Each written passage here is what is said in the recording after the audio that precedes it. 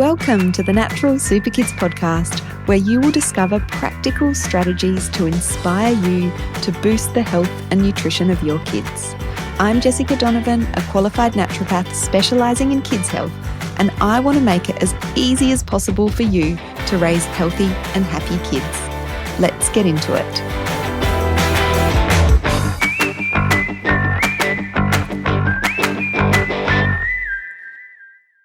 Hello. Today on the podcast, we are going to be continuing our topic of teenagers and specifically talking about teenage mood.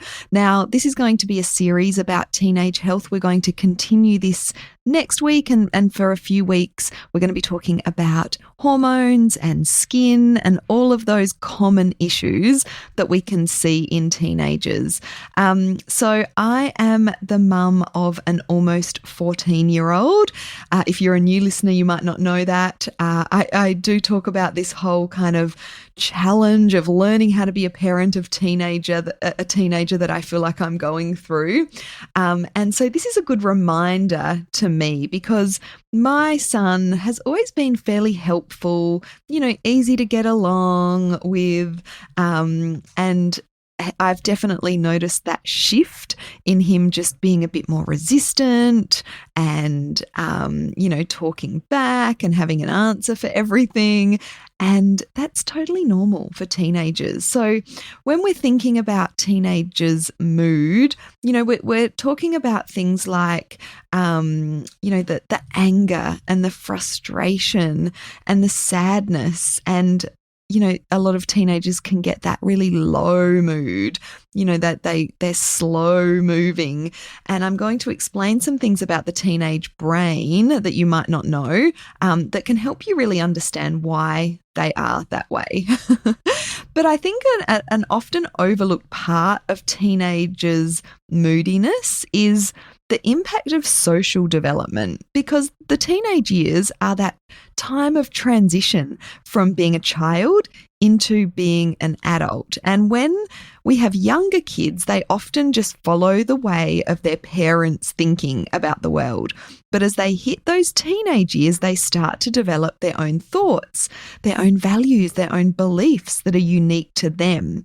And as their independence grows and they spend time finding themselves, their mood can fluctuate, and that can be a reason that they are a little difficult to get along with or a little bit moody. So I think we have to be gracious when we're dealing with teenagers and their moods, and it's helpful to understand what is going on. So, when it comes to teenage moods, anger, frustration, a lot of it comes from the hormones and the imbalances or the changes in hormones that are happening during those teenage years. I mean, I think as adults, particularly as women, we know all too well the power that hormones have on the way that we are, the way that we feel.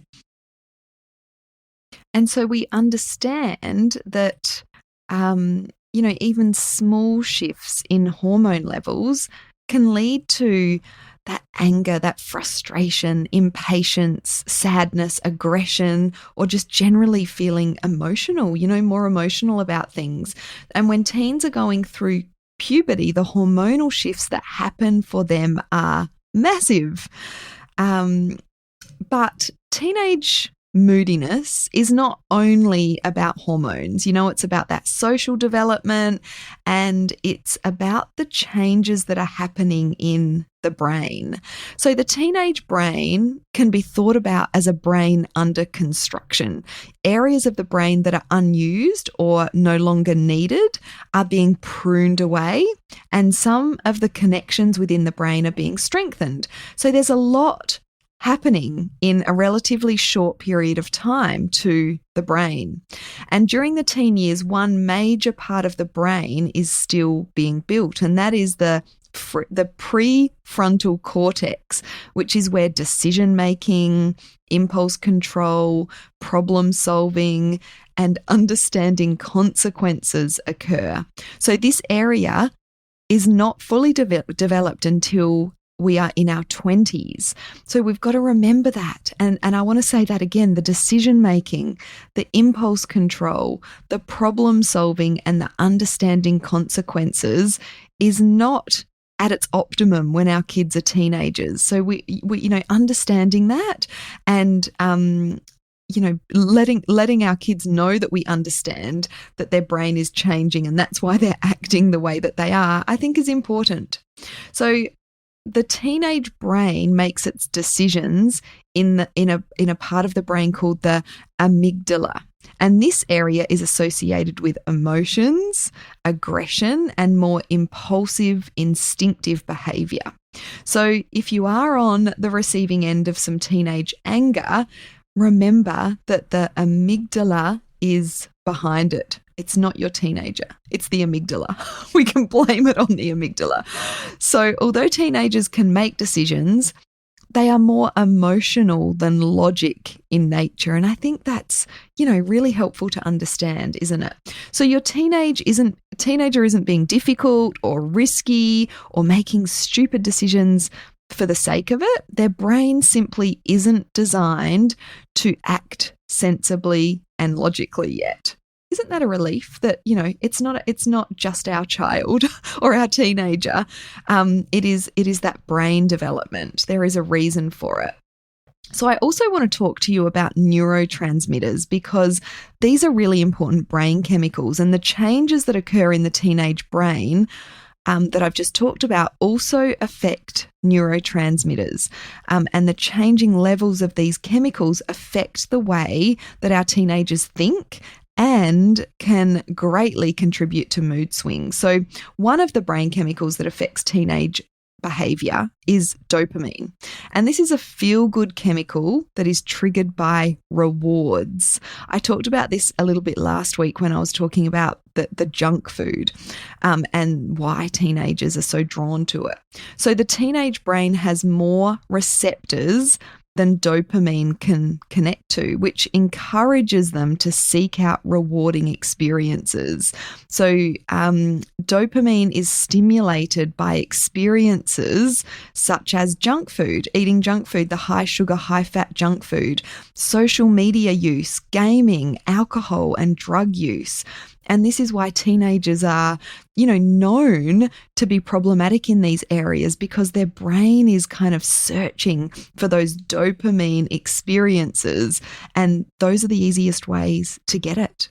So teenagers have a lower baseline level of dopamine as well, but they can have higher spikes when dopamine is stimulated. So their brain is constantly looking for that next hit to make them feel better. So we want to obviously steer our teenagers away from too much junk food, the social media use, the gaming, the alcohol, the drugs, and really steer them towards more healthy habits that can still stimulate dopamine. So things like sport, team sport can be great for this. Creative arts, music, drama, dance, performance arts. And I know for my son, and I've mentioned this a few times, he is getting his dopamine hits on the mountain bike trails, which is so great. So steering him towards those healthy habits, which give them that stimulation in dopamine, will avoid them looking for that dopamine hit in those more unhealthy habits. So by encouraging your teen towards these types of hobbies, you can help them feel good without being hooked on things like junk food, social media, games, and alcohol and drugs. So now that I've shared a little bit about the brain and some of the reasons that your child is moody, your teenager is experiencing, this moodiness in their teenage years, I want to talk about how can we help them. So of course, mood swings are very normal. For teenagers, it's part of their healthy development. We can't prevent all of our teenagers' frustration and anger and sadness and moodiness, but there are still ways that we can help them to smooth the transition and lessen the swings. And I think the first really important point is to really make time to listen to them, to communicate with them, even though that might not be always easy, being available and, making that time and space to let them know that you're here. And when they do open up to you, really making sure that you're listening, not judging, not quickly replying, anything like that. So truly listening is really important. Harder to do than say, but I think that's really important to keep that open communication there with teenagers, because as soon as teenagers feel judged or shut down or, told, oh, don't be silly, that's not a big deal, just ignore that person, then they're going to be less likely to talk about it next time.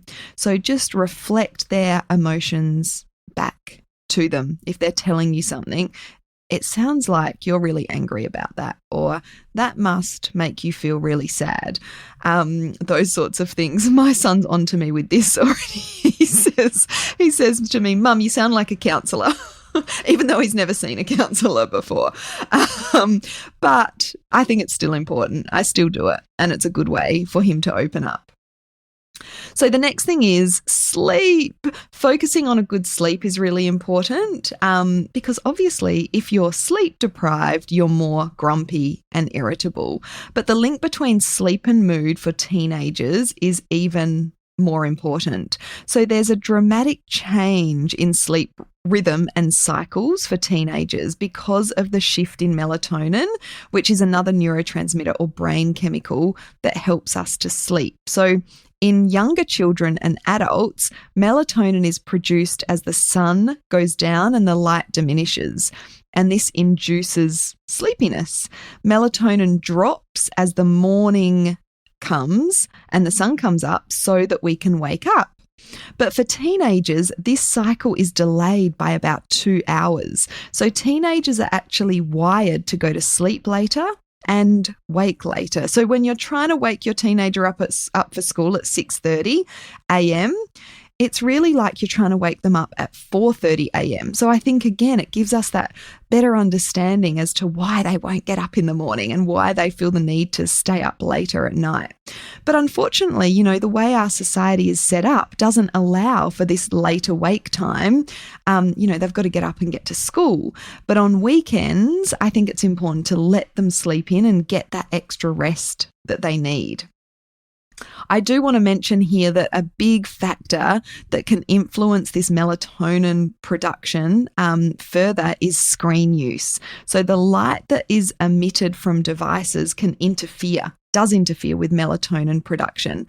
So if your teenager is on their phone, their laptop, their tablet until late, they will sleep even later and wake even later. It will disrupt that sleep cycle even more. So it's important to keep those phones out of the bedroom and ideally encourage them to get off their phones and their screens 1 hour before bed. And it may be a good idea to kind of get into the habit of all phones being charged out in communal areas such as the kitchen, so they don't have their phones in the room. You can also install things like blue light blocking apps or modes, which does help to reduce these effects, but it is better to keep them off their phones in that hour before bed. The other thing we want to do is support our teenagers' stress levels. Now, we might think, gosh, what have they got to stress about? But it is a stressful time. There's a lot of emotions. There can be a lot of social issues and friendship issues, particularly now with the use of social media. And stress makes us more irritable, impatient, short-tempered. And again, for teens, this is even more of an issue because that developing brain is more vulnerable to stress. So this means that they have a lower tolerance for stress, which might, we might ask ourselves, why are they so stressed about this? It's because of the way their brain is wired. And of course, heightened stress can lead to outbursts of anger and frustration and even aggression. So we want to be supporting the stress in teenagers. And so one way that we can do that is to take a look at the family schedule and see what you can simplify. Talk to your teen about what activities they want to keep and whether there are things that they could drop so they have sort of more downtime. And just make sure that there is plenty of time for downtime, particularly on weekends, because teenagers do need more rest and relaxation time, but we need to try and keep them off their devices in that time as well. So encouraging them to read a book or spend time with friends, or even just, sit out in the sunshine and, have a conversation or watch the clouds or do something outside that is restful, can be really beneficial for teenagers. And another important step is to make sure that you give them time to stay connected with you. This can be harder as they become more independent, but you want to have something you can do together. For example, like you might go for a weekly bike ride or go for a hike once a month, or, visit a particular national park regularly. So keep those channels of communication open when they're having a tough time as well, which can help to reduce their stress levels. They just need to know that you're there, that you've got their back, that you're not going to add to their stress levels if they bring something up that's bothering them with you. Now, the other thing that can really make a big impact on mood, of course, is diet. There's a huge link between food and mood. And when it comes to teenagers, the most important step to support their mood is including as many whole foods as possible in their diet. Now, this isn't easy because, as I explained last week, they are biologically drawn to junk food, but we can make sure that we are, nourishing them well. And I talk more about that in last week's podcast episode if you want to have a listen to that. Looking after their gut health is really important as well, because there is that gut-brain connection link. And so if they've got digestive issues or their gut is out of balance, that is going to affect their mood in a negative way. So we want to be nourishing their gut with things like probiotics and high fiber foods. And we do have a free gut health ebook for kids, which is really relevant for teenagers as well. So I'll pop the link to that in the show notes so you can have a look at that for more information about how to nourish your child's gut to improve their mood. And then I did just want to finish off by talking about some specific nutrients that are really helpful for balancing that teenage mood as much as you can. Zinc is one of them. So zinc is so important for teenagers. It plays an important role in puberty, and it has an important role to play in mood and mental health as well. So zinc acts as a natural antidepressant. It reduces inflammation, which can impact on mood and brain health. It supports healthy neurotransmitter production and balance, and it helps to balance the hormone levels that contribute to moodiness. So zinc is one of those supplements that you might want to look at for your teenager. Another one is omega-3 fatty acids. So when you think about the brain, it is made up of mostly fats. So we want to make sure that healthy fats make up a big part of our teenagers' intake of fats. Omega-3s can help balance mood. Omega-3s have been shown in research to help with things like depression and anxiety.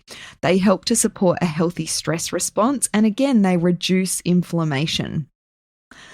So we can get omega-3s through fish and seafood, but it is difficult to get enough of these through food alone. So it is another supplement we might want to look at, particularly if our kids and teenagers are having, quite severe mood swings and mood issues. B vitamins are also really important for a healthy mood. All of the B vitamins play a role in mood, but folate and B12 are particularly useful. So B vitamins can help aid with the production and release of the neurotransmitters or the brain chemicals. They support the stress response, and they also assist in energy production. So B vitamins are great for those kids that just seem to be lethargic and slow all the time. A good quality multivitamin will include all of your B group vitamins, and you particularly want to be thinking about B12 if your child doesn't eat meat or is vegetarian or vegan or has a low meat intake. So I wanted to add that in there as well. And then there's vitamin D. So vitamin D we acquire primarily through sunlight. And it does have an important role to play on mood. So vitamin D acts as a mood regulator. It supports the release of dopamine and serotonin, and it helps to protect against mood disorders such as depression. We know that low vitamin D is associated with mental health conditions such as depression. Vitamin D is something you can get tested through a pretty simple blood test. And it really depends on where you live and what sort of climate you live in, and of course, how much time your teen spends outside as to whether they might need some vitamin D support through supplementation. So I hope that has given you some tips and some things that you can think about to improve your teenager's mood. And don't forget that we offer support here at Natural Super Kids, really convenient online naturopathic appointments. And so you can head on over to our website and have a look at the book an appointment area to see all of the details of how you can work with us to get that specific advice for your teenager's moodiness. So next week we'll be moving on to hormones. I'm going to do a podcast episode on hormone changes and how we can support puberty in girls, and then I will do one specific episode for boys the next week as well, and then I think we'll move into skin health for teenagers. So I hope that was enjoyable and you learnt some new practical strategies that you can implement to make life a little easier with your teenager. Thanks for listening.